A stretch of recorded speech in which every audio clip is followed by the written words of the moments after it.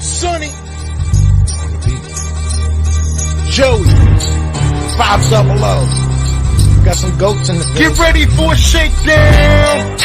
Prepare for a shakedown. We from Philly where they clap like huddles when they break down. Get ready for a shakedown. We underdogs, my guy. Kinda used to all the hate now. Prepare for it, man. Y'all get it. My QB got swag. My wideout is award winning. This fly was fly. Joey and 500. Like and subscribe. Yeah. Here's a quote you can sing back. Shake squad up and don't be a dingbat. It's a shakedown. Don't you frown. Shakedown. Here comes Philly Shakedown. Let's go.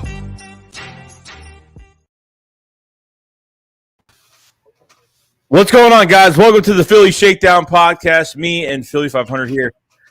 Okay, so we're late, but Philly needed a few minutes, and then everything with my computer, he put a spell on my computer, and everything just went haywire. So I don't know. I'm Mark Holmes you. Without question. What's happening, Joey Shakes? Yeah, Joey Shakes bag of donuts. We haven't talked in a week, so obviously a few things did happen. Definitely to talk about. We talked at the perfect time. We talked during the Derek Barnett meltdown, the epic meltdown of all meltdowns. Yeah. Can you believe that guy signed with us? I know it happened. And it's so funny because 10 minutes before, like we were talking, you were like, "You heard the rumors about Derek Barnett?" I'm like, "Nah, there's." And then all of a sudden, like while you were talking, I was on Twitter and I was going down to see if there's any news, and I saw it, and then I had to say the news. And so now, since you got like the frustrations out of you of Derek Barnett signing, now, how do you feel about the signing a few days later? I think it is an amazing signing. I think Howie did a great job. I mean, he brought back a guy with 2 sacks in a rookie contract year because he feels comfortable with the system. Who cares? You could have gotten anybody else that could have got the same production as Derek Barnett. I hate the pick. I'm never like that pick. I mean, that's just the way it is, and that's how these things go. Now, if he goes out and has 10, 11 sacks, I'll make a whole dedicated video apologizing to Derek Barnett. Do you think this is trying to make up for maybe Ojabo was the target in the draft and they said, hell of it, we're just going to sign Derek Barnett? Believe that. I mean, I believe that was the guy that I still think he's going to end up in Philly. Yeah. I do, because I think what I think. We'll get into that later. Well, I want to say hello to everybody in the chat. We got Ryan, R. Gravy, Trey Anasio, Philly Sportsman, Michael Dujon, Tyler Johnson. We have Kevin Sass, I Love Weed, Clark Roberts. What's going on? Eagles Uncensored Podcast. What's going on, man? Suo Blaze. What's going on? We have it's not showing up on here for some reason because that's what it. Oops, it's not showing. Hold on, let me find it real quick so I don't mess this up here. We got we have Dalton Gray, a channel member for 2 months from the Shake Squad captain. He says, "You the man. Let's go Birds." Appreciate it, bro. Yeah, man. You gotta keep an eye on his channel membership tags because it does not show up on StreamYard. It's so frustrating because I'll have people say to me, "Hey, you didn't even see it." And it's like, I did not even see it. I apologize, We got Super Tony 22.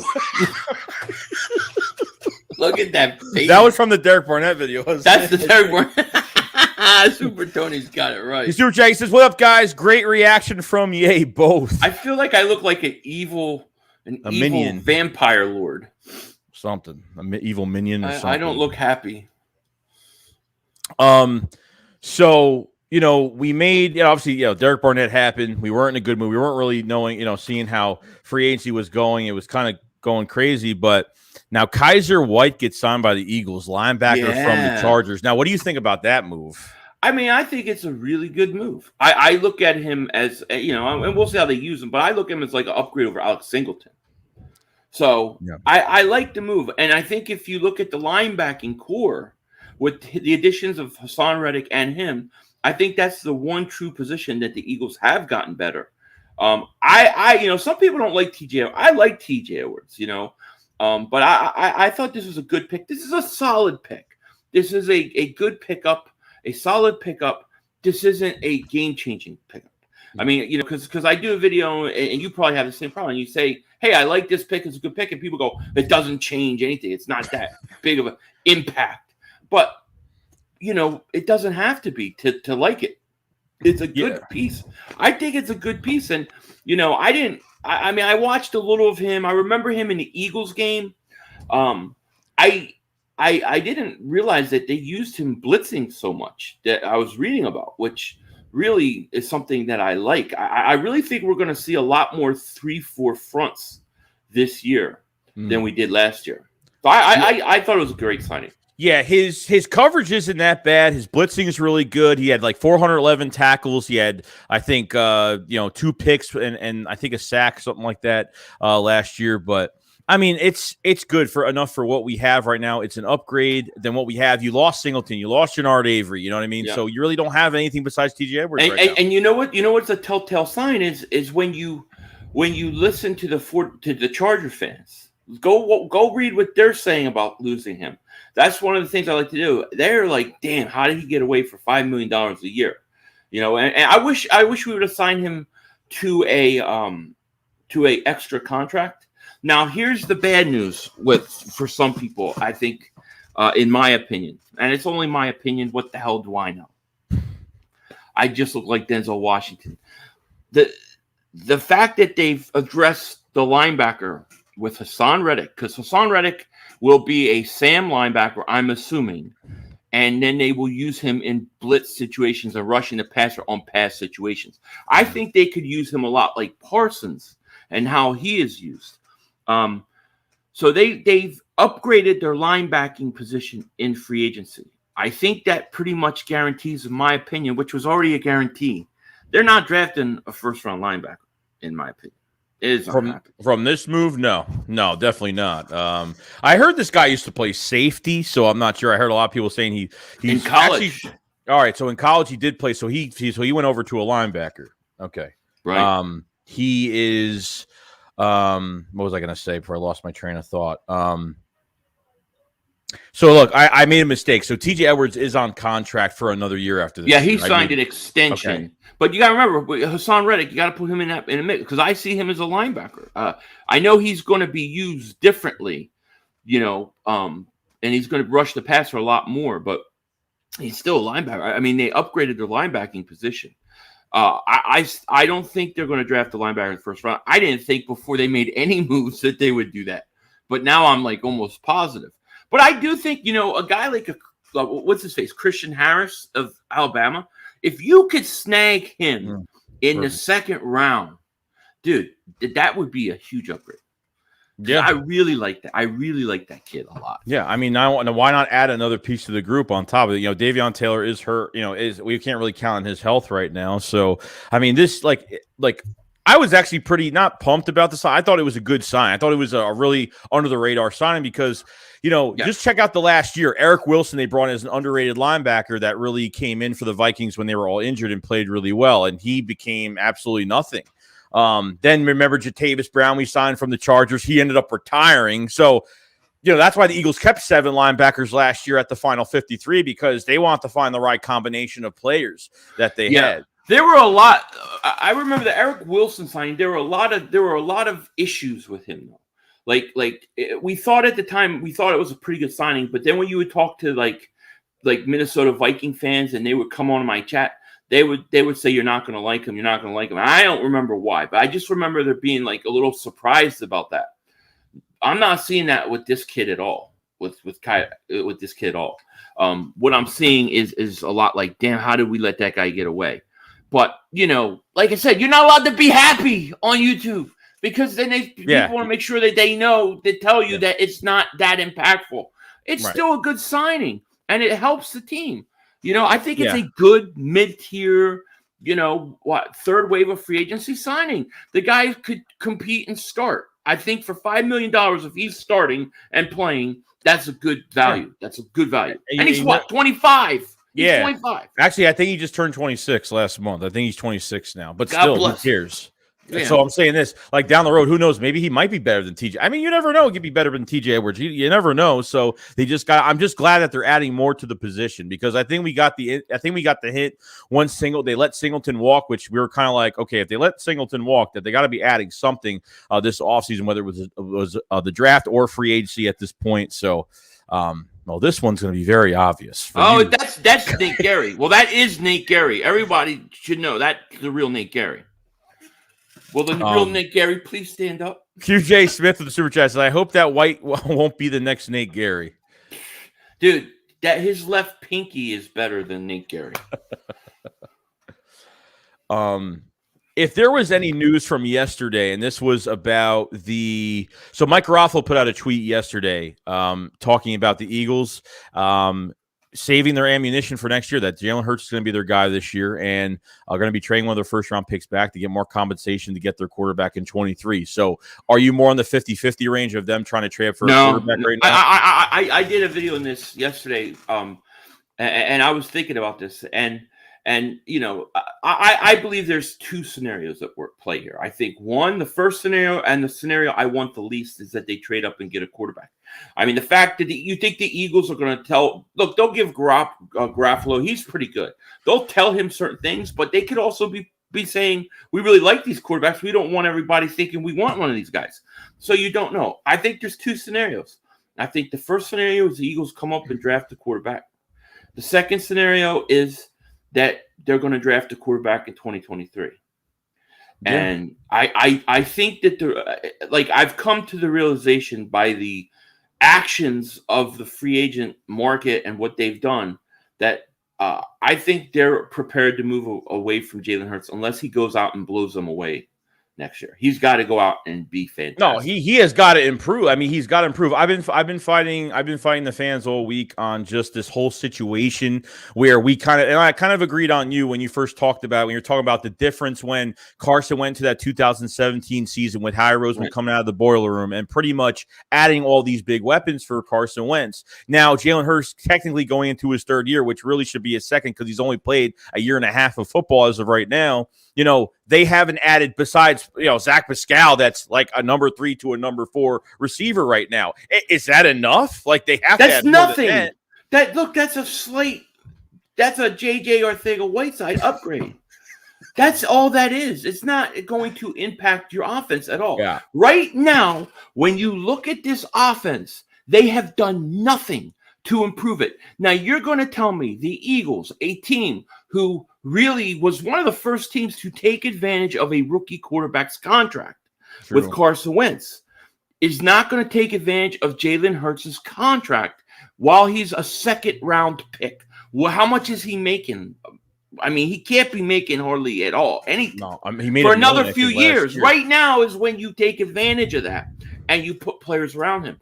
They're not doing it. So the reason they're not doing it is because they're not investing in him. They don't believe he's the future. I mean, that's the actions of the front office. That's what they're telling us. That is not my opinion. That is not Joey Shake's opinion. It has nothing. Our opinion means crap. But if you just look at the actions, follow the money, they're not doing anything. Yeah. How is he supposed to get better with no help? Yeah, at the end of the day, we wanted Jalen Hurts to start this year and just build this roster around and give him another shot this year. Maybe we thought about trading for a quarterback, but from how much all these quarterbacks have cost, like there was no way they were trading for that. Joey, I said there's two guys that are elite quarterbacks, Russell Wilson, and I could understand them. Yeah, but nobody else I wanted. I didn't want Garoppolo. I didn't want Derek. I didn't want any of these other guys. My plan was give Jalen Hurts weapons and see how good he can be, and let's go from there. But believe in him enough to build around him this all season. They didn't do it. True. Yeah, true. I get it. We got Zoronsky with the super chat says, keep up the good work, fellas. Eric Jones from North Philly. All the Philadelphia Eagles content creators keep up to date. Thank you. Thank you, my friend. Man. Appreciate it. No problem. We got a super chat from R. Gravy. He says Garofalo's tweet was a Fed's smokescreen from Howie. It totally could be. It worked. If smoke screens work both ways, right? Take him, pick it to dinner. could be a smokescreen. Try to get Pittsburgh to trade up. This, saying no, we're not going to put any assets until 2023. So you're saying that this dinner couldn't have happened? Maybe it didn't happen?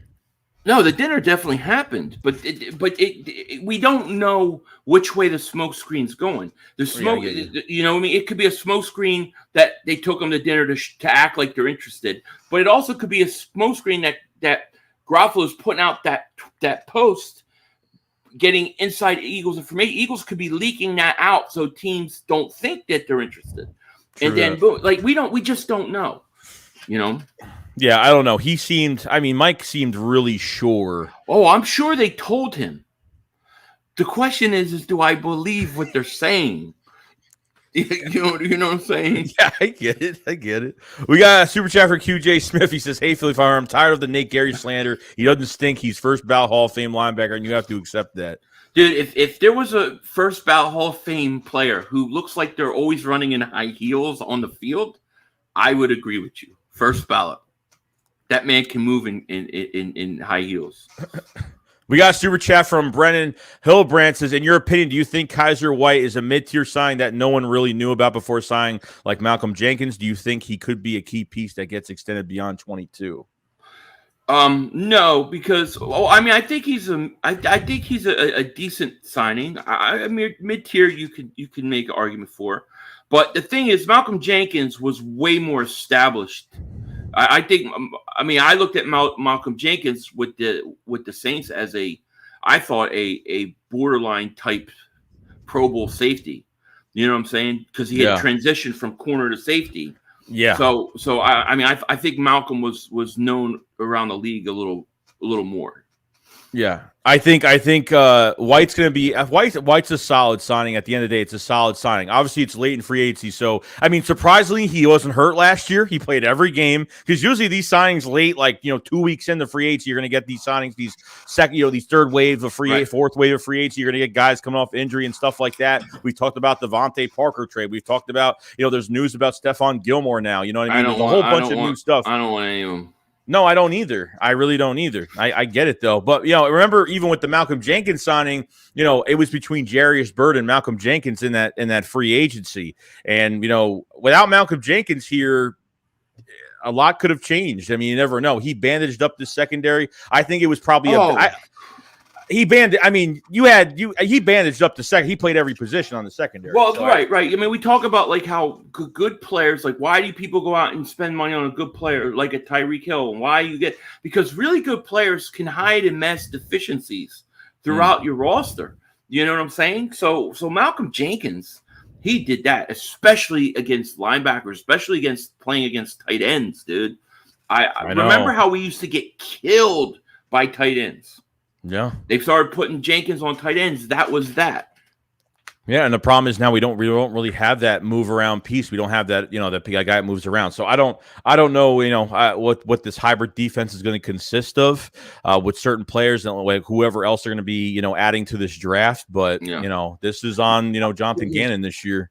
Malcolm Jenkins was a Pro Bowler, bro. Malcolm Jenkins was a Pro Bowler with the Eagles. I'm not sure when he became a free agent. I don't think he was a Pro Bowler at New Orleans. But I could be wrong. But I don't think he was. I'm talking about before he came to Philly. Right. I don't think so either. We got Jinx Wolf with the super chat. Appreciate it very much, man. Thank you so much. We have a super chat from Matt Ruiz. What's going on, man? He said, "What up, guys? I love her, man. I love her. Is that what that means? I never knew what that meant. It's a heart, bro. It's a 3. I love 3 hurts is better than 1. Don't even tell me that. I get it now. Now I get it.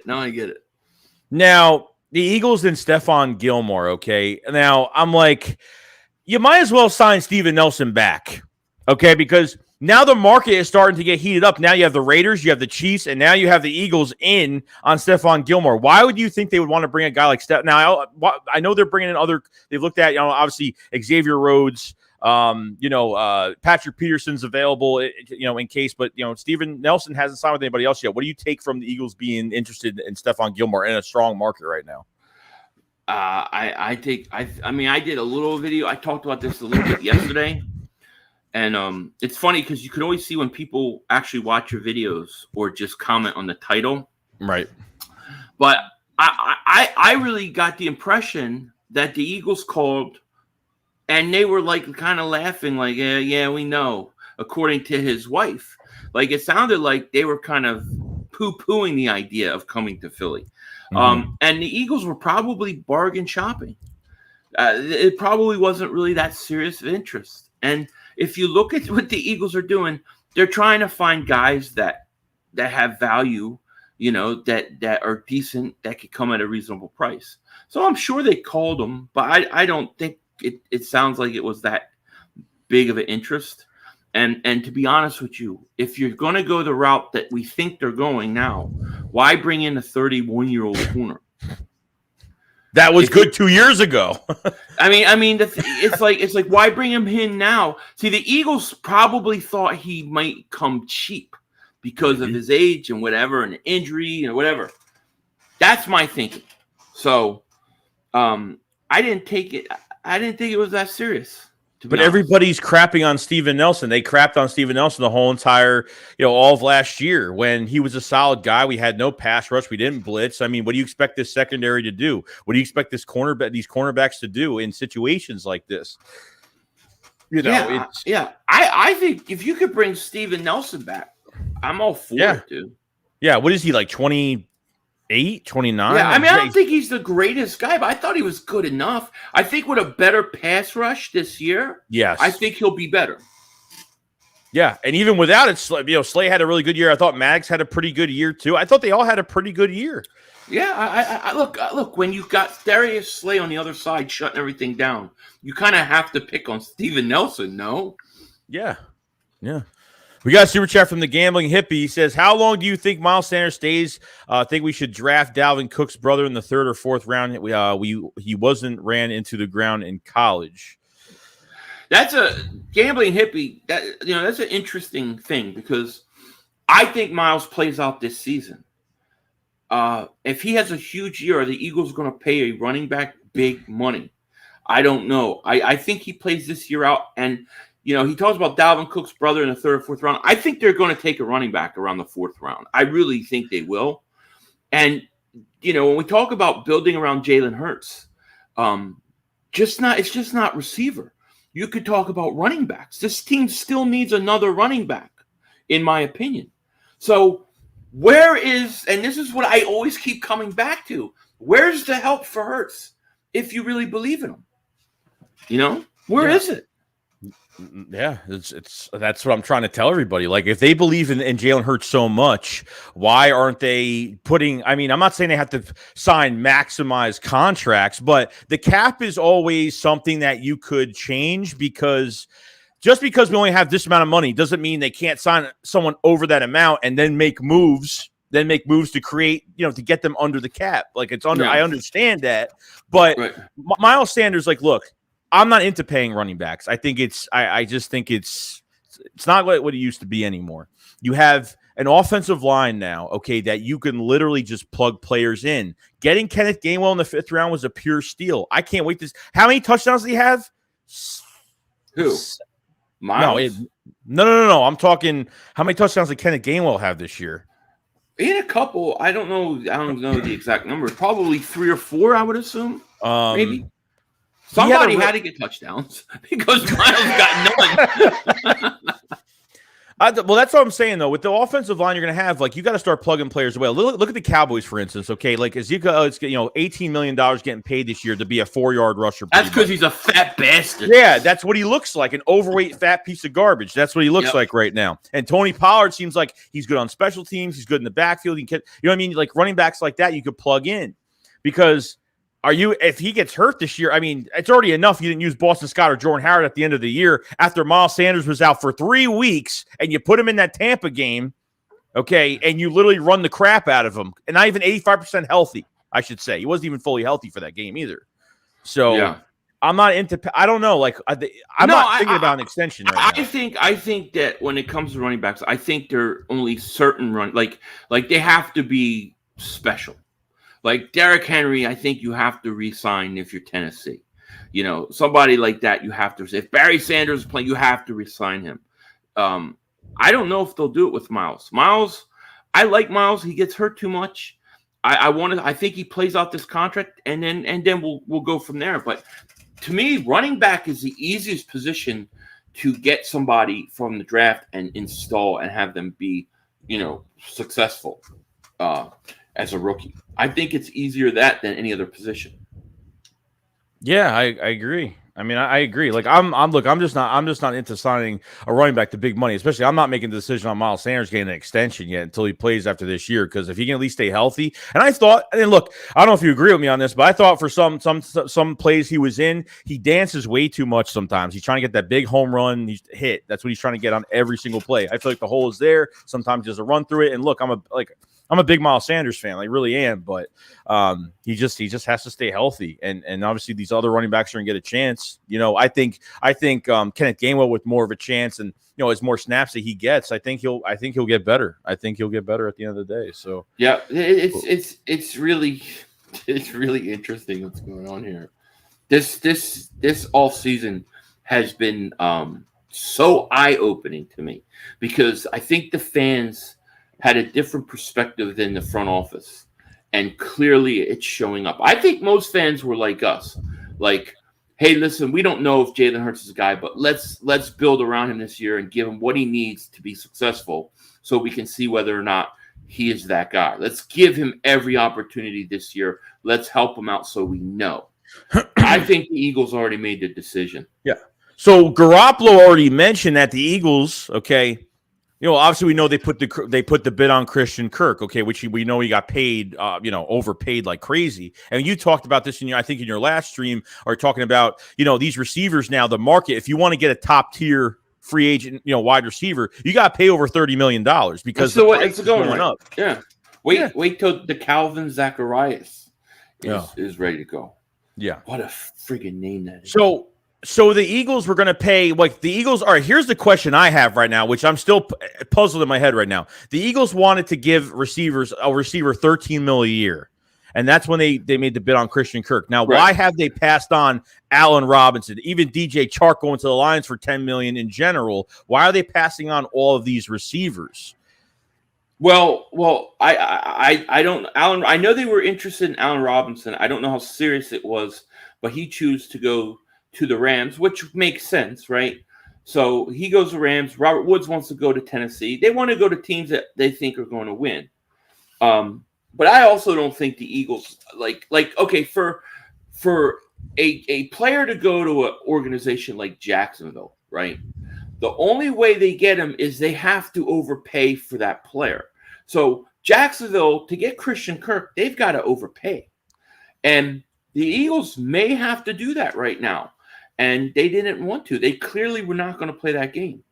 And if they really were committed, they would have. And they still will. I mean, there's still time. So we're talking free agency's 2.5 weeks in.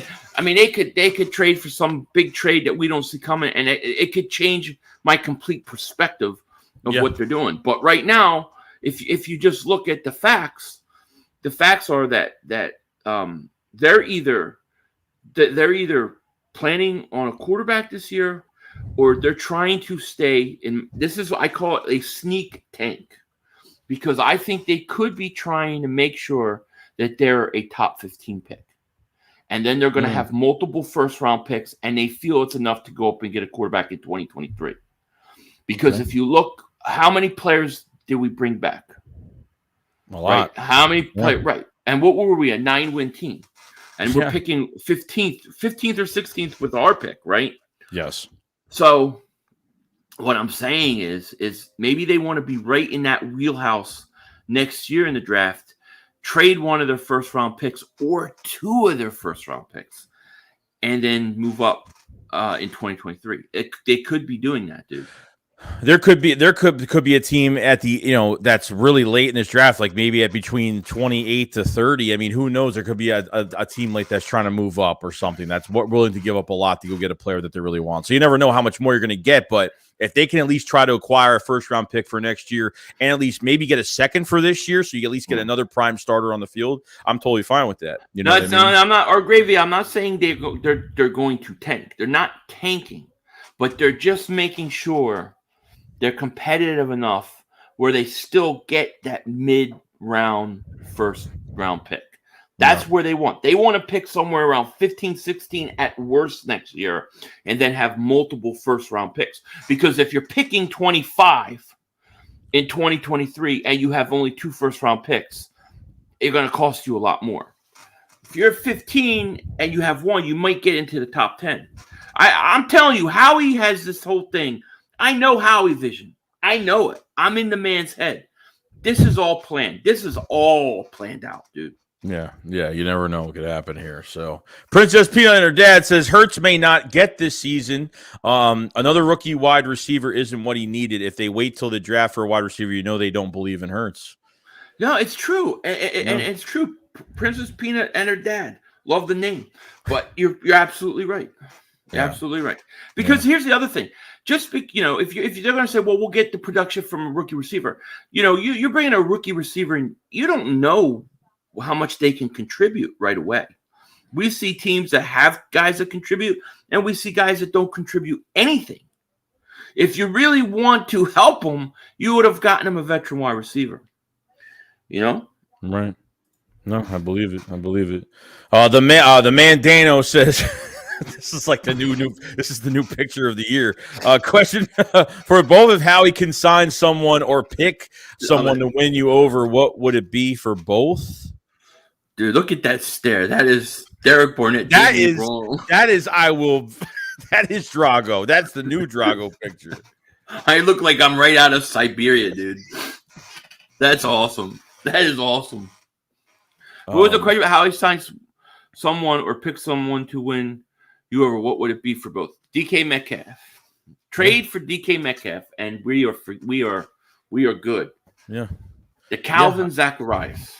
Yeah, I mean they haven't. I mean Tyler Lockett is still available with Seattle right now, but I'm hearing even I think a couple teams already tried to. So what I've heard so far is a couple teams already tried to trade for DK, and I had nothing that got far in trade talk. So I think it was the Patriots and another team. I saw something where DK said he believed in Lockett. I'm like, yeah, right. Yeah, right. Drew Lock.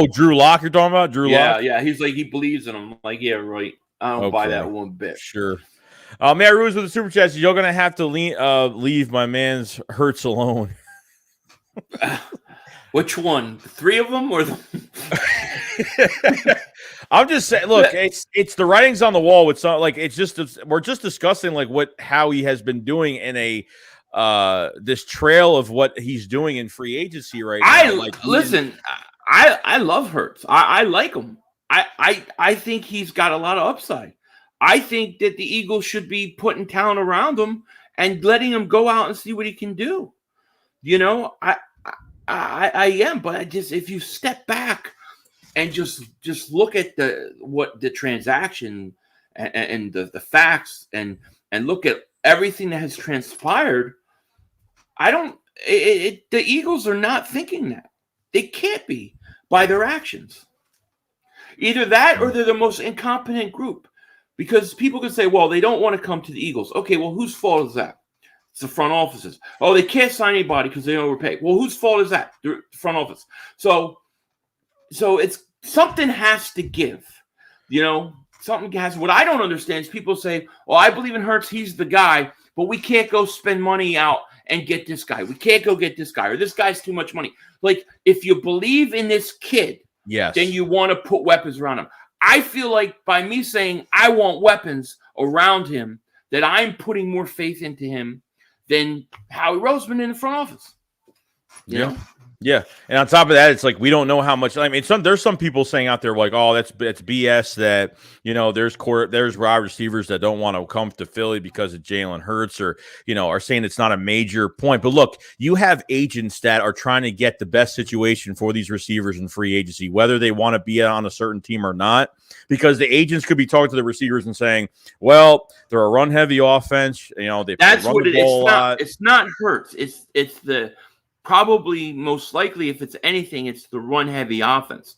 And the Eagles are going to have to overpay, like the Jacksonville Jaguars overpaid, and they should know that, But my hope would be this, that the Eagles would tell the receiver, listen, we were run-heavy because we didn't have guys like you. We only had Devontae Smith. We're going to be throwing way more this year if you come to this team, I don't understand how they can't sell. They can't sell it. To me, they can. I believe the Eagles can. If the Eagles really wanted players, they could get them. They always, when they're aggressive, they want somebody, they get them. They don't on purpose. They're looking like, hey, you know what? If you want to come here at a discount and a good rate, we'll take you. No problem. But we're not going to go out and be aggressive. I'm sorry. I mean, that's how I see it. No, and it's fair to say. Look, I got to respect everybody's opinions. Like, it can go either or. We don't know what's going to happen, but we're speculating on what the trail of what Howie Roseman has been doing in free agency, the moves he has not been doing around his quarterback, which is giving him weapons. Like we talked about earlier in the stream, like what they did for Carson Wentz in his second year is not what they are even close to doing with Jalen Hurts going to his third year, technically. So it's telling me that Jalen Hurts isn't the guy, and people don't like to hear that. And obviously, look, we know that this guy only had a year and a half of football in him, which isn't that long, trust me. But what is the end of the line for you when you look at a quarterback? Okay, when you say enough's enough, I've seen enough. Like even a year and a half, if he still makes the same mistakes, the same repetitive mistakes with the anticipation and not hitting these targets and just not being able, like you said, you can't teach accuracy. So what is like the line where you can't teach arm strength. You can teach accuracy. Right. No, I think you have to have improvement. If he comes out this year and he has significant improvement in throwing, you're going to games and he's not only thrown for 72 yards. I mean, how many games that we went into, he was going into the fourth quarter with under 100 yards passing.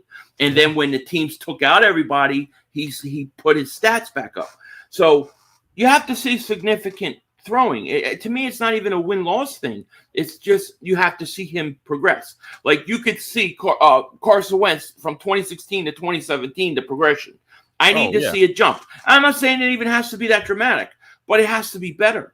But the problem is I don't think that they said, like, I don't think they set him up right to be better. Like they're not setting him up with better players to make it easier for him. Yeah, but do you think do you think they don't know how to use a read option quarterback? Because it seems when Gardner Minshew gets in there, they turn that offense to a totally different offense. Like Nick Sirianni's never coached a read option quarterback before, I don't think, with the Colts. No, I don't know. He didn't, and he had to make a lot of adjustments. I mean, but that's only slightly part of it. I mean, a lot of it you have to put on Hurts and throw it. How many times did we see all 22s last year where Devontae Smith's wide open, especially early in the route? Do you think they're incorporating more plays for Jalen Reagor to be that they're treating him like the number one guy? Is it Shane Steichen's fault as well as Jalen Hurts? Is Shane Steichen a part of the problem too? Well, it's Howie Roseman. See, I believe that the Reagor stuff is Howie Roseman. No, I really do. I really think he tells them, you have to use Reagor. We need to use Reagor. We're going to push it. I don't think they use receivers right. No, I definitely don't. But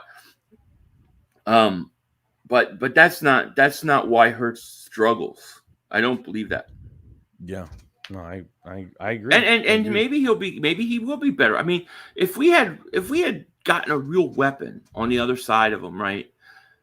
I mean, he might be a lot better. And I hope that I feel like Hurts is going into this season as a starter, and he has to prove the front office wrong. Now, that's not me. He's not going to prove me wrong. I'm all for it.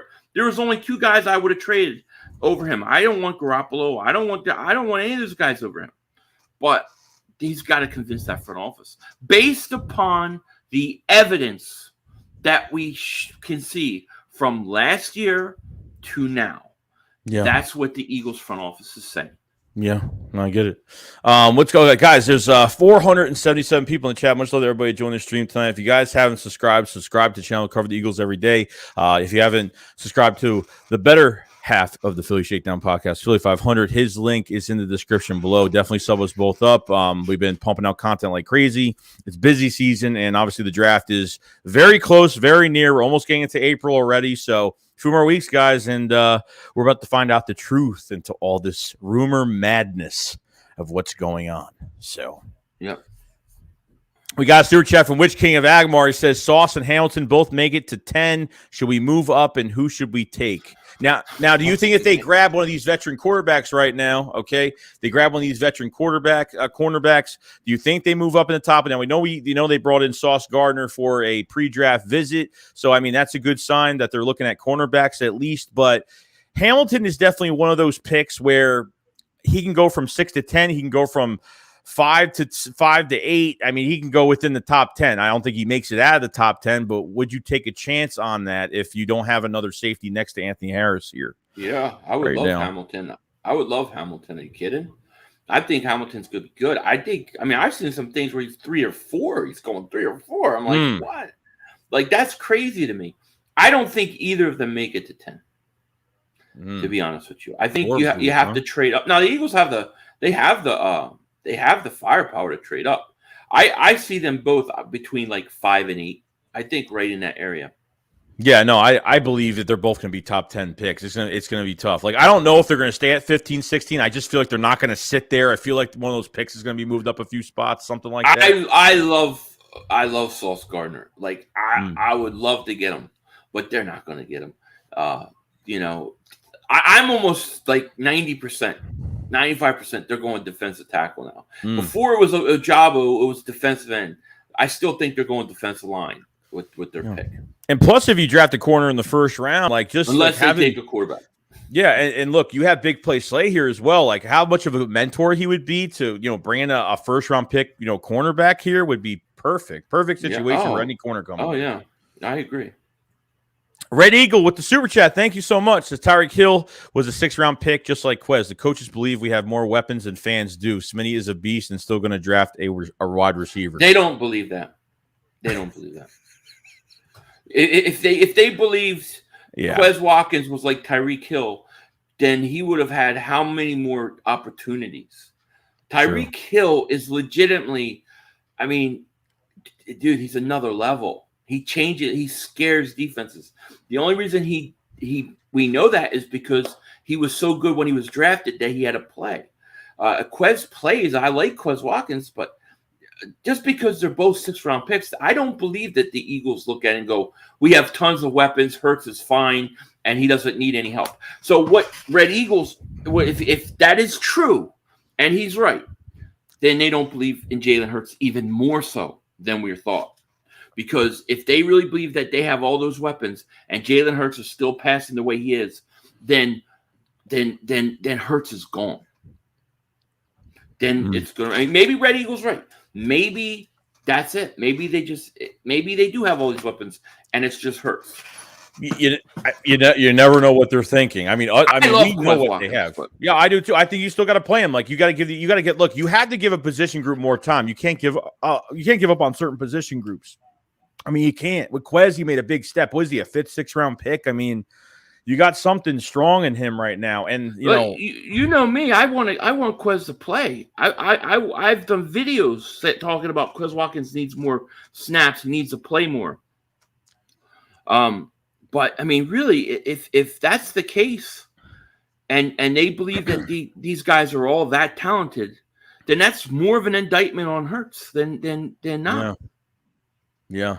I mean, you even look what Quez did this past camp, and you look at he beat J.C. Jackson. He was burning J.C. Jackson at practice every single rep. That's the guy got paid highest paid corner in the league right now.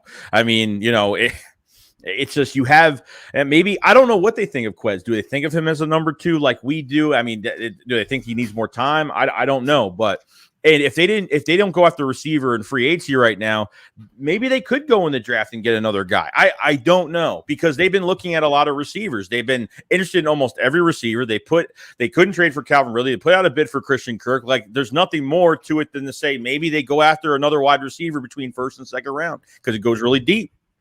Yeah. So, I feel like they're trying to show that maybe they think that they're set, but there's just no way. I don't. Well, I mean, it's just. I like Quez, and I think Devontae is an absolute star, but you still need another receiver because Reagor is such a bust. You know what I'm saying? Right. And so even if he was right, even if Freddie was right, and those guys were looked at really highly, if you still want to help Hurts out, you have to get him another weapon. So Brandon says, so with the super chat, thank you very much. Says, so we don't give up on Reagor, no man left behind. It's different though. Like, he hasn't shown a flash. He hasn't shown. So we don't give up on Reagor. I gave up on Reagor when he went like this in the Giants game. That was it for me. I'm done. That was his chance for redemption in that game. Listen. In logically speaking, you should give a receiver, I believe, 3 years. So he technically deserves one more year. But I just don't think mentally he's there, man. Like, I think it's a big mental issue with Reagor. I watch his college tape and I watch the pro tape, and you can tell on the pro tape he thinks way too much. He's dipped down, and he doesn't look fast. He comes in out of shape. He had the off the field thing where he was depressed with his friend. I mean, all hard things, but I think that's why I call him regular, because I don't think mentally. I think it's a mental issue with him. Yeah. So maybe he deserves a third year, but I don't want to waste our time. Just look at his social media. He takes off all his tweets so no one could comment on any of his stuff on IG or nothing. Like, as soon as he knows he's about to get hit by these fans after a really bad game, that's what he does every single time, and it just shows weakness to me. That's what it shows. Problem is that if you go back and you watch last year, watch how many times they used Reagor and they tried to get him going. They tried to almost like have him a focal point of the offense, more so than Devontae Smith, who was truly your best wide receiver. If they had half the plans and half the effort to get Devontae Smith the ball early in games like they did Reagor, he'd have had 1,200 yards. I believe that. Because it's going to be coming to a point in time where it's like, if you got to choose between Devontae Smith and Jalen Hurts, because Devontae Smith goes up to Sirianni and says, give me the ball, doesn't give him the ball. They put him late in that Tampa Bay game, 1:14 left on the clock, and still gets 60 yards. But of course, when you want to break Deshaun Jackson's rookie record, you'll throw to him every single play, which why don't you force feed him the ball? Why don't you do that with him? It's really aggravating. I mean, it's the third round. What was it? The third? What did they say? The third quarter, he didn't get a target to like the third quarter of that playoff game. What first round receiver in any playoff? And look, the playoff games were fantastic this past year. They were all nail biters. Probably the best playoff football I've seen in a long time. Oh, great! But what first round receiver doesn't get the ball until the fourth quarter with 1:14 left? I mean, I just don't get it. What about when your number one pick, your best player on your offense goes to the coach in the Giants game on the last play, says, I want the ball. Get me the ball. And they don't even get him the ball. Like, to me, and he was open. Oh, yeah. He was open. And you don't get him the ball. Like, to me, those are the moments that make guys great. And you don't even give them opportunity. So it tells me they never used Devontae Smith the right way. They didn't treat him like a true number one. I really believe that. I don't think they used Quez Watkins enough. No. They didn't use him enough. But, man, Reagor got every opportunity, every game, end arounds, wide receivers. I mean, what the hell? He stinks, dude. That's what we're getting out of it. Like, that's what I'm saying. I'm saying, like, they're not giving enough opportunity for Devontae Smith. And it sucks because I'm guarantee you every sideline throw, he's got 2 feet in every single time. I mean, it's amazing the talent that he has. It's amazing. I know. You look at him, some catches that guy makes, man. I don't know how you can't always, especially early on, get him involved. See, and I think that comes down from Howie Roseman. See, this is one of my issues with Howie because I think he looks at it like I drafted Rager. I can't give up on him yet. We need to try to force this, and it just doesn't work. I mean, if Derek Barnett was not drafted by the Eagles, he would not have been back. Okay, but he's a Howie Roseman pick. That's what I think. Anything that involves Rager thinking with his brain, it never works. Like we talked about the punt returns, the less time he has to think, the better he plays off of that punt. Right. When he muffs these late punts and he doesn't have to think. And he just has to go. And he goes. And he looks great. Yeah, he's always thinking too much. To me, it looks like he's thinking the game's moving almost too fast for him. He just doesn't go. I think he has talent. I just think it's a mental thing, dude. Yeah, I think so as well. 125 said, let me tell you something. If we win the Super Bowl next year with Hurts, a day after the Super Bowl victory, I'm trading Hurts teams that give a second contract to a QB usually end in football purgatory. I mean, it depends on the quarterback, obviously. Right. If you're getting a quarterback who's like a game manager and all of a sudden the Eagles have some great defense and their run game is unstoppable and he throws 15 times a game, then yeah, you might be right. But if he's Patrick Mahomes, you got to pay. So to me, it's if we're talking about Super Bowl, you're going to definitely bring him back. For the Eagles have to win, so he'd have to become Russell Wilson, dude. So what interest do you have in the rest of free agency? Is there anybody you're just like you're ready to take a chance on? Is there somebody out there you're just like, let's just bring him in? Or are you kind of like just of course there's guys out there that I'm sure would interest me. The Honey Badger interests me a little bit because he is a little older and I don't like signing guys that old, but I think for 2-3 years he may not be bad. I don't want Gilmore. I'm not big on Devontae Parker. Although I used to like him a few years ago. I just don't want a guy that's always hurt. I'm more interested in the LaVisca Chenaults, the Chase Claypools, like the DK. Like I want the guy on somebody else's roster who may get traded. Like that's what interests me more because I think that's a more likely scenario than the Eagles spending big money. Jarvis Landry that reported today, he's looking for $20 million a year now. Okay, that's how much you got to pay receivers. The Eagles, they're more likely to trade somebody or draft somebody, So, and I'm more interested in trying to figure out what they're really thinking, like what the strategy and plan is. I feel like I'm kind of got it. I've kind of figured out what they're up to now. So now I'm kind of like steering in that direction. Yeah. No, the trades are great, and I think you have to. I think it's going to be much cheaper to get a bargain trade. So if he trades for a certain player, they're going to see how much they're making for the year, and if it's not, and probably someone's coming like almost at the end of their rookie deal, I think that's a trade that they're definitely going to go after. Someone that has maybe 1 to 2 years left on their contract. We talked about Chase Claypool, we talked about DK Metcalf. It could be somebody that we never even thought it would happen. But it happened. Even the Calvin Ridley thing. We heard that Calvin Ridley was going to get traded, and we were speculating the Eagles should trade for him. And that for a speculated 3rd-round pick for Calvin Ridley. Now, why were they going to pull that off? That's the question. And it looks like it's because he was a 3rd-round pick. There was such value in that pick, in that trade. That's what it seems like they're looking for, value, Hey, Hassan Reddick, he's going to come. He wants to come home. He's willing to take less money. We got to get good value. We'll sign him. This kid White, good value. We'll sign him. But are they really trying to take that next step? Yeah.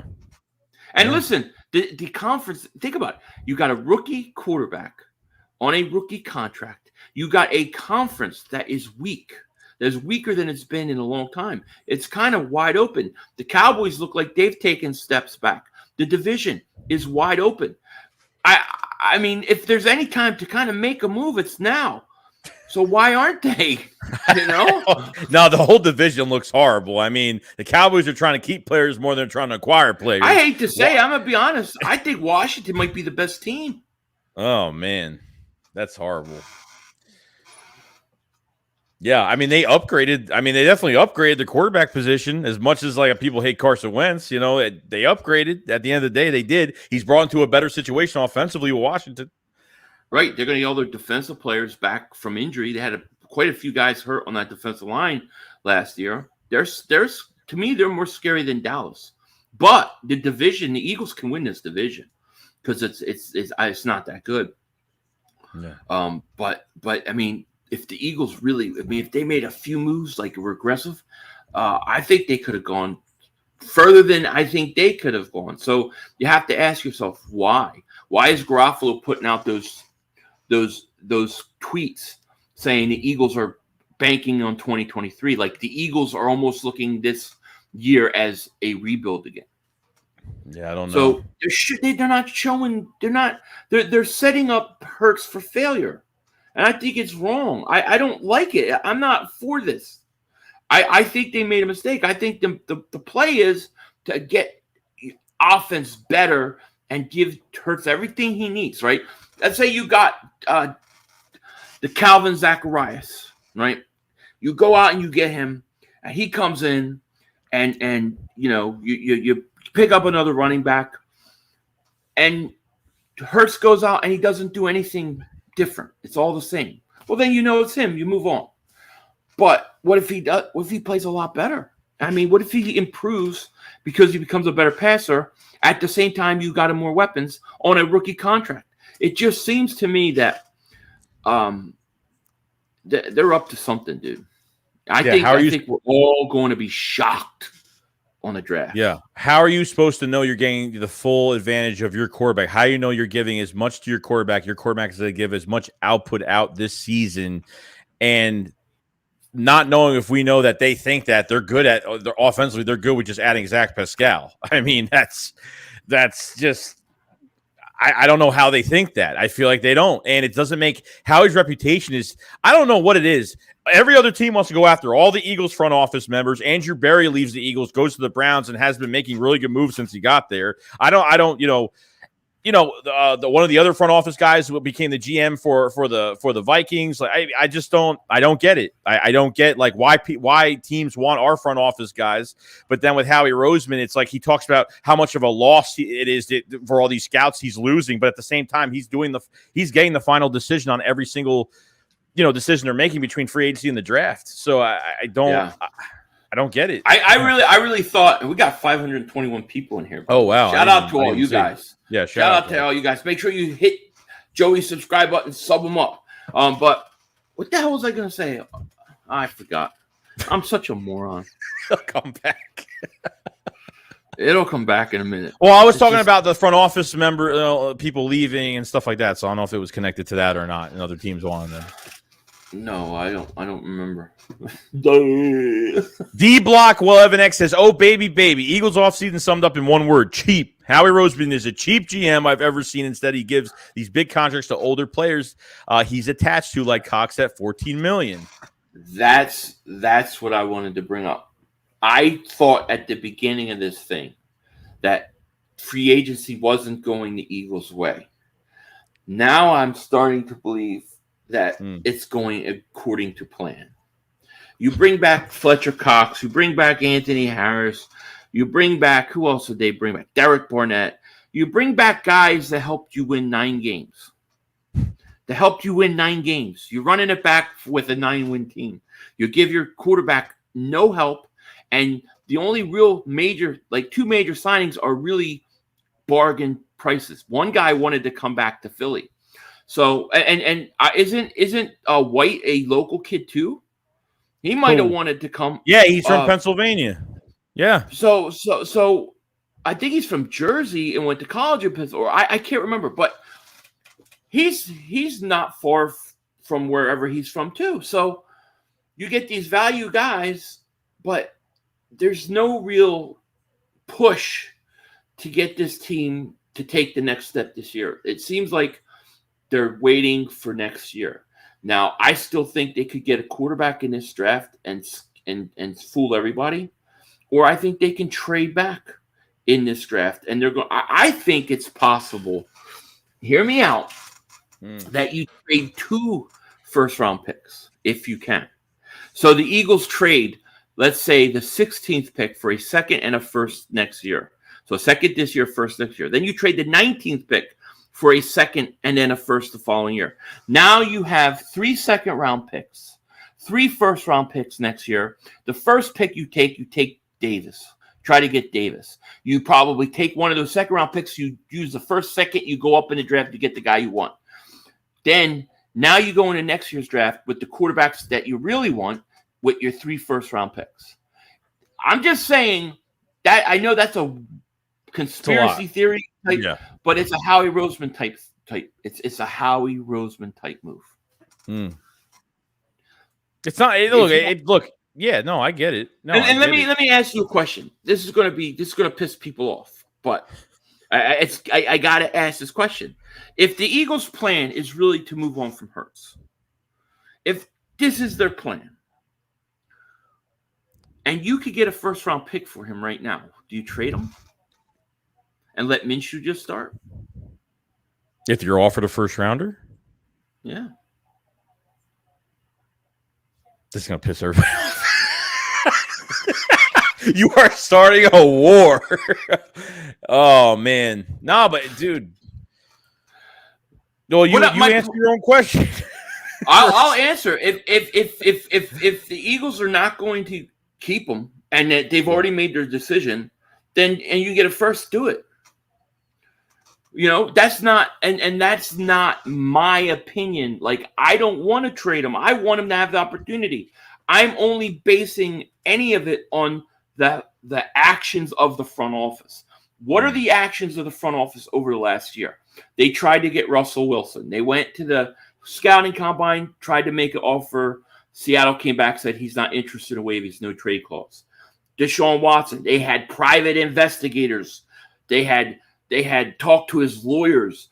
They were trying to get one of those 2 guys. You said something, and then you didn't finish about Garoppolo. You could tell me that. So every action the Eagles have shown has been that he is not their future. Now they go into free agency and they do absolutely nothing to help him, which further brings up the point that they're not looking at him like that.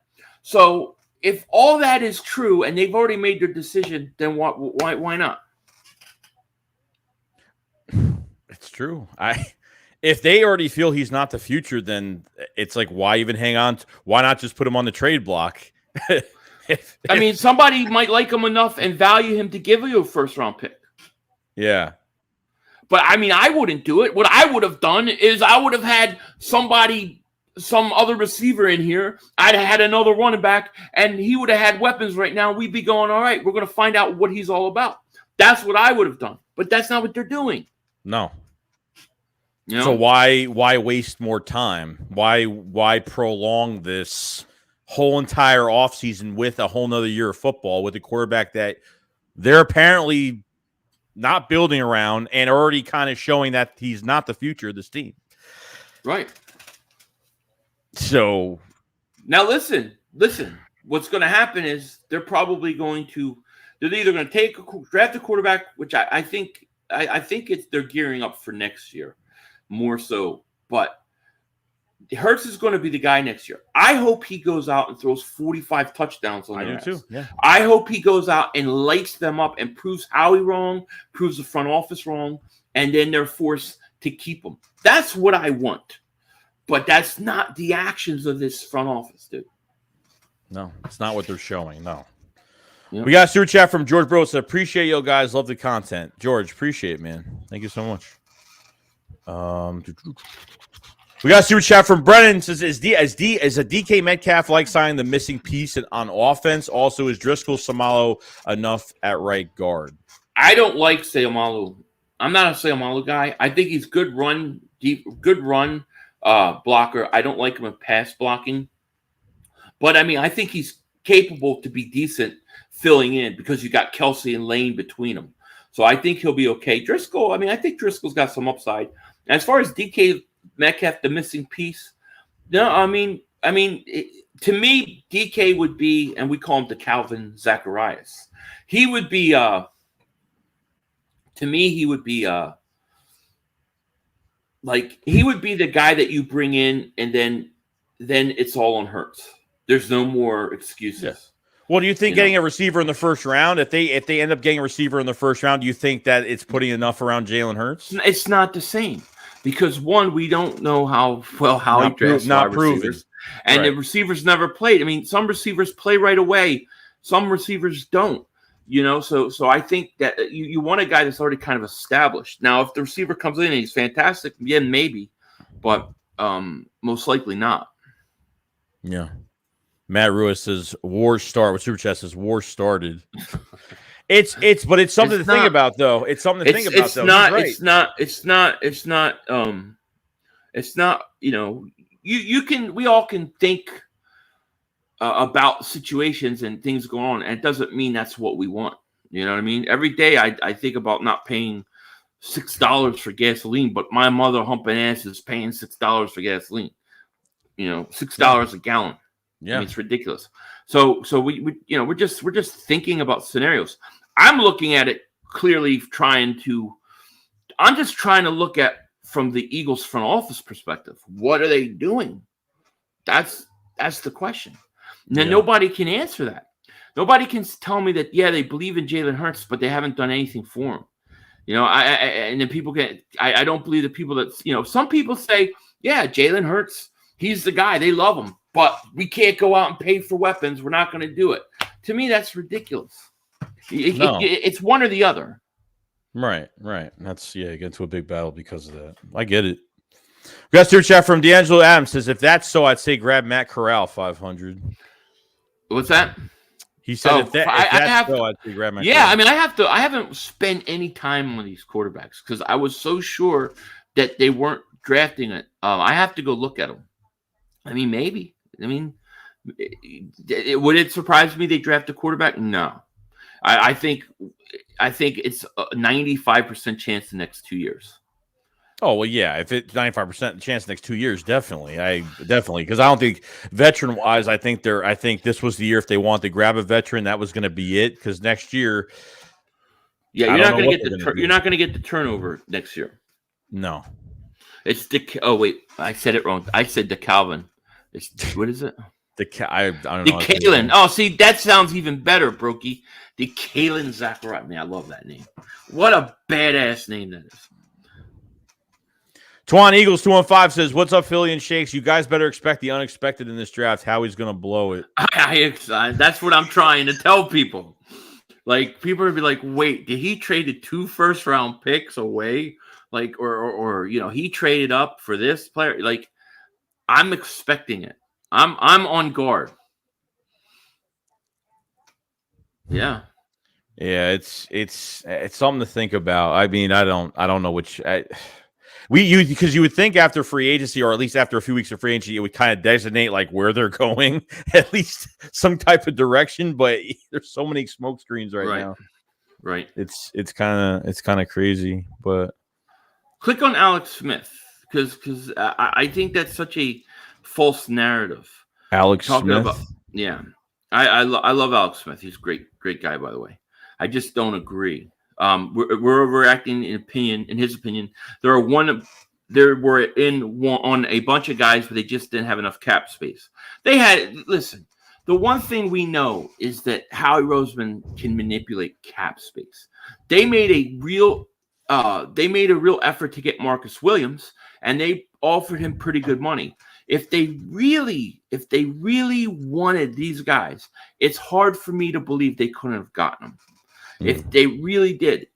And I think that based upon the way that they've signed people is that they're bargain shopping. They're looking for talent and upgrades, but at a good price, because they're either not settled, because basically they're waiting to make their move for a quarterback, and until they get their franchise quarterback, they're not going to start building it up.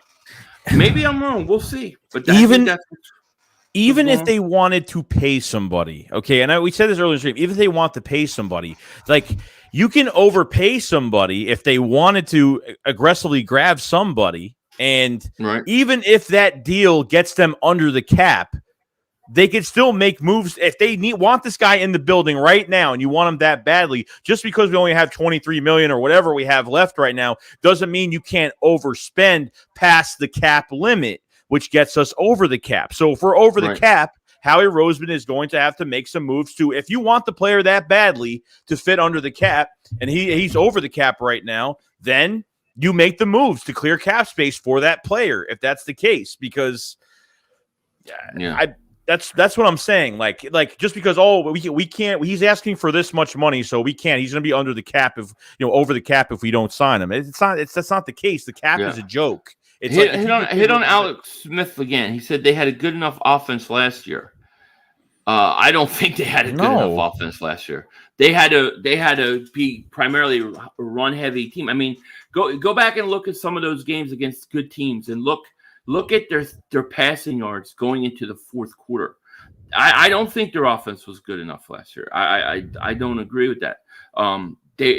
They ran heavy and they wore teams down with that old running game. But as soon as they had to make plays in the air, they couldn't do it. I do not think their offense was good last year. I honestly don't. So every time in the beginning of the game, so at the end of the game where defenses were playing prevent and everything underneath was open and he was making all these other completions, like it tricked us a little bit in his statistics because he made a lot of those underthrows that were underneath. Yeah. Like, I understand. If you guys go back and look at some of this, just go look at some of the box scores of some of the games, like versus maybe not the Charger game, but like the Chiefs game, the Cowboys game. There are games where he's got under 100 yards throwing going into the fourth quarter, and it's like these are bad numbers. And then when the game's in hand, they take they go into prevent, start playing back, and he starts making some passes.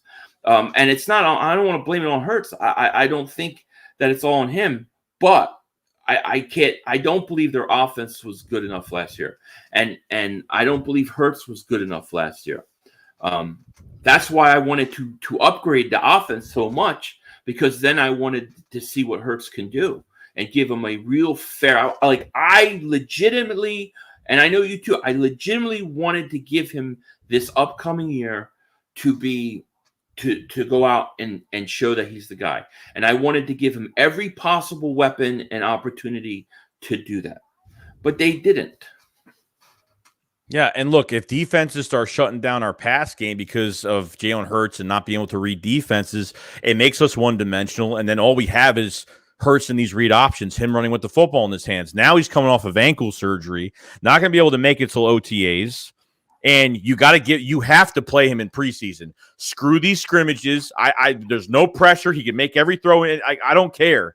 They have got to play him in preseason. Now we're down to 3 preseason games. Let him play a few series in the first game. Take the second game. Make it a dress rehearsal. Let him play a half or 3/4, whatever you want to do, and then rest him for the last preseason game. And then he cannot take a break in this training camp to preseason. He can't. He can't. They have got to give him as many reps as he possibly can, especially all the time. Like I said, he's missing with the ankle surgery right now. Yeah, so I agree. That's going to be crazy. So Brian with the super chat says, "What is Howie Vision at its best and worst?" That is a great question. Do you want to answer first? No, go ahead. You go ahead. So we'll do the worst first. We'll do the worst first. Okay. Because I get pissed off even thinking about this. The worst. I'm going to give you 2 names. I could give you a lot more names, but I'm going to give you 2 off the top of my head. Danny Watkins and Derek Barnett. To me, drafting is him at his worst most of the time. Howie Vision at his best is trading up two times in the first round to get Wentz, to get your quarterback. Like, to be able to maneuver in trades and those kind of things, how he does, I think that's his best. I think that's his strong suit. Being aggressive, trading, and Howie Roseman I've never seen him have bad value on a trade. There's never been one trade that I can think of and go, wow, we got ripped off. Like, he legitimately can trade. And that's what I like about him. That's why I'm thinking he has 3 first-round picks Howie is going to do Howie-ish type things with those picks. Right. Yeah, worst I would think. Look, J.J. Arcega-Whiteside was a really bad pick, but look how many receivers you passed up on that draft. Even today, J.J. Arcega-Whiteside from that draft is the worst receiver coming out of that draft. Yardage, yards per catch, whatever it is, as a blocking wide receiver. Missed up on Terry McLaurin, missed up on A.J. Brown. I mean, there's plenty of other receivers they missed on in that draft where you literally could have picked any other receiver and you would have hit on something at this point. And I think and Metcalf on top of it, you know what I mean? But who knows what those receivers would have done here in the system that we were in. We wouldn't know what they're going to do. You know, Justin Jefferson probably wouldn't have had 1,400 yards rookie year. Probably not. At his best is his trades. I think we talked about trades are like his strong suit. Yeah. I think because you put that Carson Wentz trade into perspective. So you move back from 6 to 12. You take Miami's first round pick. You move up past the Giants. Take the pick that you used, the third round pick you used for Carson Wentz, and you move up and get Devontae Smith. So you pretty much got a first, and I think whatever else we got out of it, plus getting Devontae Smith in that draft, and that was like a plus move. That I really did like. And those are the type of trades I like. We weren't really comfortable. We were like 6 to 12. We're like, whoa, they moved back like a big chunk in that draft. But as we were watching that draft, live reaction from both of us, every receiver was getting taken down that board. Then after it was J.C. Horn and Sir Kane, and there was nothing left but Devontae Smith, and Howie made the move. And we didn't expect that to even happen because that was that every player we wanted was almost taken that we really wanted. Yeah. Yeah. So there are good things and bad things about it, but who knows? I think what made the draft like an A- last year for me was Landon Dickerson in the second round, because I think that was, a guy coming off an ACL, analytical pick where he's got a lot of ceiling, but he's coming off a really bad injury right now. Yeah. And really, we wanted Asante Samuel Jr. We wanted JOK in that draft, and all of a sudden, it worked out. Well, we said during that draft, we said if he's healthy, this is going to be a great draft. It all depends on his health. So, and believe me, I think they're looking at Ojabo the same way. Are you taking Ojabo in the second or the third round? It depends how many. If I get multiple, I'm expecting the Eagles to have multiple second round picks when they trade one of those picks. So if it's a second round pick, I'll take Ojabo. Otherwise, I'll try to do it in the third. Yep. But see, Achilles is you got to always be careful Achilles, but he's not a cornerback. So I feel like it'll be easier for him to come back than somebody like Sidney Jones. Yeah, I agree. No, I mean, the Achilles you can't mess up, especially now it's pretty much the same thing now. So now, you're getting a replay of what happened with Sidney Jones. Sidney Jones was supposed to be the first pick in that draft. He was supposed to be from what Dave Spadaro said at draft night, he was supposed to be our pick. And then we settled for, Derek Barnett. But people are saying Ojabo's not make it to the third. Well, then take him to second. I want Ojabo still. I have every intentions of drafting him.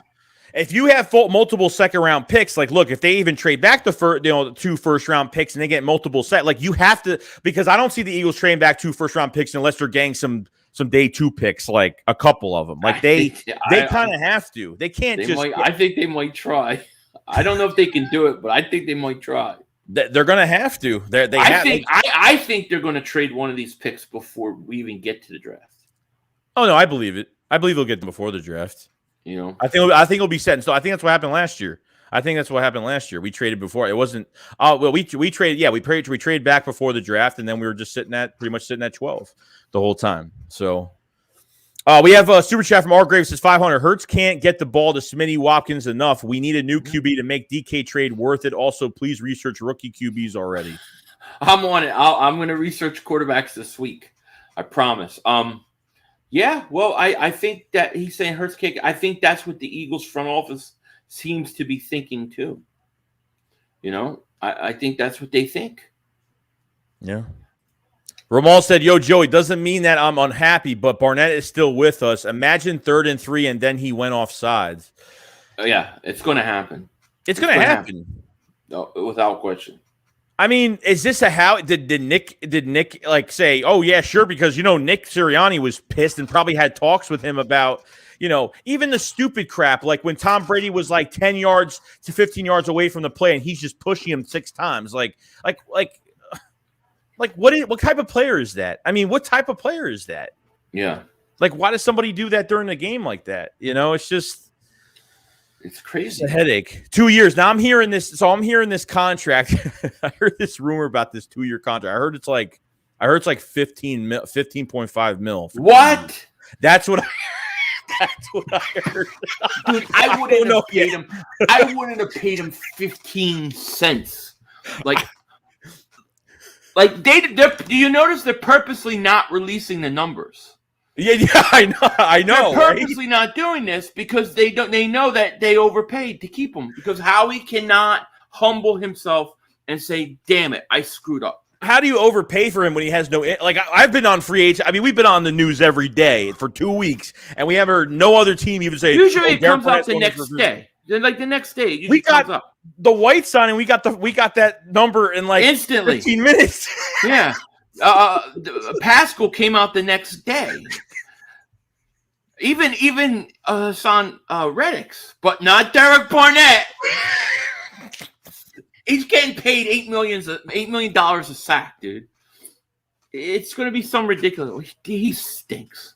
Oh my god! I mean, you want to get me getting pissed off? Start talking about Derek Barnett. Like, he aggravates the hell out of me. Why is it even a 2-year deal? Like, why is it 2 years? Well, I don't want him for 1 year. I mean, this is the thing. You have Jadeveon Clowney sitting right there. I know people don't like him, but he's far better than Derek Barnett. Yeah. You could have taken a defensive end in the 5th round and had a better chance to get production than Derek Barnett. Derek Barnett gave you 20 tackles and 2 sacks and a bunch of grief and agita and had me having meltdowns. He's done nothing. He had 1 fumble recovery in 2017. And I'm supposed to never let this guy go? Well, all right. He had the strip on Case Keenum in the NFC Championship game. Yeah. His rookie year was very promising. It was good. It was his best year. But ever since then, it's been all downhill. Barnett had didn't he have 6 sacks the next year in 18? His career high is 6.5 sacks. 6.5 sacks for a 14th pick overall. I can't wait to see this number. I can't wait for it. He's got more penalties in his career than sacks. See, I even went on Over the Cap to see what he's getting paid. It says nothing. It says nothing right now. I love when people say that we don't know what we're talking about, but they don't give any examples. No, give an example so we can debate it. Yeah, that's what this is all about, guys. Let me check his stats. I have no problem with that criticism. Just let's what are we talking about? Are we talking about Derek Barnett? Are we going to talk about 2-sack Derek Barnett? I mean, I think the numbers speak volumes. Yeah, so he had 5 sacks in 2017, 2.5 in 18, 6.5 in 2019, 5.5 in 2020. So 6.5, 5.5, 2.5 or 2. Yeah, and 2 for last year. It's getting worse and worse. And last year was his rookie contract. Like, it was a contract year. That's when most guys have their best years. Not him. He went the complete opposite of that. Our great with Super Chat said we could trade back and still have 3 first-round picks. What do you mean? Yeah, well, what are you trading back though? I don't get it. Well, I'm suggesting that they're going to try to have multiple first-round picks next year. You know, the worst thing you do, like you trade up to get a quarterback. I don't want my team to give up 4 first-round picks for 4 years in a row, or 3 first-round picks for 3 years in a row. But if you can do it within 2, I think it's worth it. Yeah. So you have to have multiple. Yeah, no, you have to. Yeah, look, look, I'd be totally fine because I never really thought about it like that. If there was a way that they could trade back 2 of those first rounders and acquire second rounders for this year and use those second rounders to kind of move up in the first again, that's perfect. I mean, that's perfect. Yeah, I mean, look, there's 8 teams without a first round pick. Here's the other problem how he has traded. You have to find the right team, because you don't want to trade a team that's going to be on the brink of winning Super Bowl. You need a team like the Bears, somebody who you think will be not that good. That's what you need. And he loves 5th and 6th rounders. You know how he loves those 5th and 6th round picks. Yeah. Like I think we got like 3 or 4 5th rounders plus like maybe 2 6th rounders. I don't even know. I gotta look at the picks again, but that's what he likes. Yeah. If you could get a team that wants to come up and if you can somehow get a second this year and a first. I'm not saying it's easy or possible. I don't know how things are going to fall. But if you can somehow do that, I mean, I wouldn't mind. There's a lot of good players in this draft in the second round that you could snag, dude. Yeah. When it comes I just don't see the Eagles drafting 3 first-round players. I just do not believe. I believe one of those picks will turn into a first-round pick next year. I really do. Yeah, no, I don't see it either. Everyone's talking about it like it's going to happen. I'm like, dude, it's not going to happen. Most likely they'll draft 2 guys in the first round, and they'll trade one of those out for first-round pick. So they'll have essentially 2 first-round picks this year and 2 first-round picks next year. Even if you had the quarterback this year, I'd still trade a first-round pick back because you just get more picks in general. Why not get more picks? Yeah. It doesn't hurt. It's possible. It's possible. I mean, I think that one of those Georgia defensive tackles will be a Philadelphia Eagle. Yes, I 100% agree. Devontae Wyatt or Jordan Davis will be a Philadelphia Eagle day one. I really believe that. Yeah. Because I think that even after Jordan Davis, I think every team was foaming at the mouth that day. And just even teams that don't need defensive tackles were like, we need to get this guy regardless. So yeah, I don't know where he's going to land. So I mean, with Devontae Wyatt though, I do like him because he can move inside, outside, which is really good. Yeah. So I don't mind. I like both of them. Mm. You know, I like both of them.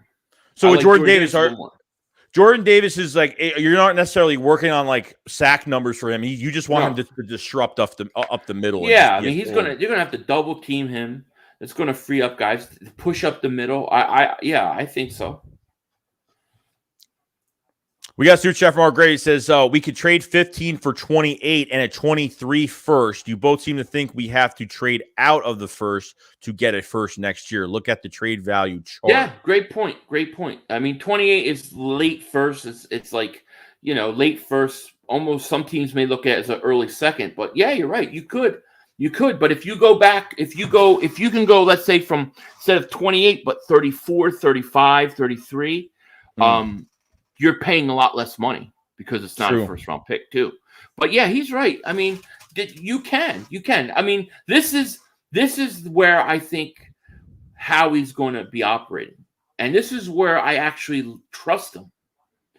I just think you need 1 first round pick minimum, extra first round pick next year. Yes. So let's say the Eagles are really trying to get a quarterback in 2023. Let's say you have 2 first round picks. And you have to trade 3 first-round picks to get your quarterback. Well, you're only giving up two in 2023 and then 1 in 2024. That's not that bad. What I don't want is where you don't have first-round picks for the next 3 or 4 years. Here's what I'm saying, though. So if you go into the first-round draft, Devontae Wyatt or Jordan Davis at this point, Jordan Davis is the number 3 defensive tackle. Who's the first? Well, I'm just saying, like, if you have Hargrave and Cox, I thought you meant 3 on the draft board. No, I'm just saying in general with the lineup. So is it going to, that's what I'm saying. Like, what would be your starting defensive line? I still think you probably start out with Hargrave and Fletcher Cox, right? And then you hope that Jordan Davis is ready to go towards the end of the year, or he plays more, he's ready to go next year. But I consider this: if I was able, let's say 15 and 16, somehow Jordan Davis was there, both him and Wyatt were both there at 15, 16, and I'm only going to trade one of my picks. I'm going to draft 2 guys. I have no problem drafting both of them. Oh, double dip. Because you're gonna need those defense. I mean, like that's how big I am on both those guys. If the Eagles don't want to re-sign Javon Hargrave, which he's definitely a big re-sign candidate, and they say, hey, you know what? Both of them are going to be gone. And if you pick up both guys that played next to each other in college on top of, going to the NFL, that'd be great. Well, I heard if they, I don't know if it's true, but I heard somewhere I read that if they give him an extension, they'll save $13 million cap space this year. Mm. So That could be in the cards. That could be in the cards because he's what 29 as of I think he's 29 as of right now. So he's at an okay age to get maybe another years. Maybe 2-3 year extension, something like that, if that's what they want to do. But Fletch is definitely go ahead. I think they're going to get the tackles early, and I think in a second they're going to get Ojabo and stash them. It's such a Howie move, it is. It's a Howie move. Oh man, I'm gonna love it. He's not going to play next year. Just going to sit him, keep him wrapped up, and then let him come back. We have to keep track on that second day of the draft, like that he's still on the board, and we have to see if the Eagles are actually going to take a shot. We got to see if that's actually going to happen. Yep. Because I think you don't know if it's going to pay off, but I think it's a really good. I wasn't a big fan of taking him in the second round just because of obviously with the past and what we dealt with getting guys that were supposed to be first round picks coming off an Achilles injuries at their pro day. But, we'll see. We'll see. It sounds good though. It's a good plan. D-Trey says Davis would have to play nose of 3-4. That's the thing with Jordan Davis. Jordan Davis could play nose tackle in a 3-4 and he could play defensive tackle. He can play both. I'm not worried about that at all. No. We got Corey Littles with the super chat. Appreciate it very much, man. So, other than that, guys, that's pretty much it. There's a lot of still unknowns as of right now with this roster. But oh, my God. This is Brandon says Casey Matthews versus Nate Gary versus Derek Burnett versus Marcus Smith in a no-holds-bar fatal four-way match. Who wins the match for least productive? For least productive? Yeah, for least productive. Well, the thing is I got to value, but who's the first? Probably Marcus Smith has got to be the least valued, right? He's probably got to be the least productive player. Him, Nate Gary, Casey Matthews, Derek Barnett. This is an easy one though because Derek Barnett hits everything that's in front of him. Derek Barnett likes to overly hit everything, so I think he wins this fight regardless. Maybe that's me. Yeah. He's just going to get disqualified though, because it's all going to be cheap shots and late hits and penalties. Bites to the ankle. That's it. So Marcus Smith was horrendous. Oh man, he was horrible. That was even Howie Roseman had to admit after a couple years. Yeah, that was on me, dude. That got him sent to the boiler room. I believe it. Yeah, it makes sense. Yeah, mm-hmm. I was so bad that I think because wasn't Clinton Dix was on the board and Brandon Cooks went a few spots earlier and I wanted them to trade. I was screaming at the TV, "We got to move up for Brandon Cooks right now, Brandon Cooks right now," and they didn't do it. Well, hopefully they didn't fix their mistakes now because this is one of the most important off seasons for the Philadelphia Eagles when it comes to the future. And I think we're going to. I think Howie. It's Howie vision. I really think we're going to see a lot of trading. I think they're going to. I still think there's a possibility they could get a quarterback this year. I think they're getting a quarterback this year, next year. I think that's their plan. The only way it doesn't happen is Hurts goes out there and just shuts them up, and I'm going to be rooting for that. Yeah. No, that's what I mean. Look, because I know he's not paying attention to the outside noise. Like we all know he's not paying attention to the outside noise. Devontae Smith had a little bit of a interview too, talking about he's just focused on himself this offseason. And he knows he's not stupid. He probably knows that they're wondering if he's going to be the quarterback, and the fans aren't really up. There's still a lot of fans that support him, and look, we support him to get better. But it comes a time where we're going to see if he's going to pan out to be the starting quarterback. It really depends on does he make the jump now after having a full year? That's the big thing right now. Going to be the question. No question. But we have 541 people in the chat. Wow. Appreciate everybody that has been supporting the Philly Shakedown, supporting both our channels, and it's been great. It's been crazy. I know that the off season's hectic, but we appreciate everything you guys have been doing in the support, because without you guys, our channels wouldn't be anything today. So we love you for that. Definitely. Thank you so much. Guys, if you haven't subscribed to the channel, please subscribe. We do cover the Eagles every single day. Like the stream if you guys haven't. Subscribe to Philly 500. His link is in description below. We're gonna be reacting to the draft together. So another year, this is our second year doing it. We need to figure out what episode the Philly Shakedown's on, because we're totally off right now of what episode this is. We have no idea. I mean, we should be probably in the late 60s to almost. I think we got to be 70s. mid 60s, something like that. I have no idea, but the draft will be fun. It's going to be long, dude. It's going to be intense. It is. The Donald the Super Chat says rank these cornerbacks 1 to 3: Booth, Jr., McDuffie, and Alam. How Booth, about Booth, Alam, and McDuffie probably. I have to go look at McDuffie more, but I'll say just based on what I've seen, I haven't watched McDuffie enough to tell you, but I'll say Booth Jr., Elam, McDuffie. Yeah, would be mine. Yeah, agreed. But other than that, guys, that's it. We're getting prepared. We're getting ready. We'll see what happens in the next few days. The Eagles have interest, seeing what else they're going to stir up here, which we're really not interested in wasting any more money on other free agents. I wouldn't trade for Devontae Parker. I would not waste our time going after Stephon Gilmore, which makes absolutely no sense if there's two other teams that are in competition. What do you think of Laviska Shenault? Because I think that could be a cheap trade. Yeah, it probably is going to be. I mean, I heard he had a drop issue last year. That's what I heard. He's got some talent, though. I mean, he's got talent. Is he a big body? Is Shenault a big body? He's fast. I would say I don't think he's real tall. I think he's like 6 foot 228. He's like 225, 228. He's pretty thick and he's fast. I think he fits more like the slot, Right. And I still think you need to upgrade that slot wide receiver more than they do. True that.